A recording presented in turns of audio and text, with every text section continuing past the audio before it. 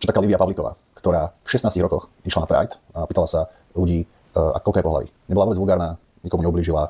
Tým sa u vás zaradila na nejakom tom vašom progresívnom blackliste a vy v týchto vašich silných rečach, tie vaše meme stránky, tí vaši novinári, celá tá vaša partia, hej, tak celá táto vaša partia normálne, že ťažká, systematická, každodenná šikana 16-ročného dievčatka.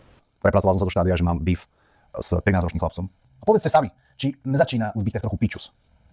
Ešte má tak nohy dokrýva, takže vlastne chápeš, že idú proste ako uhlopriečky, že sú pod uhlom, ešte by mohli vyšší, keby tie nohy išli kolmo na zem. Prečo je kurva pozvaný do nejakej Európy 2 ty kokot? Aby rozprával o čom? Že je proste average tlsté decko vyjebané? A čo ti jebe, bráško, môžeš mi toto o sebe písať?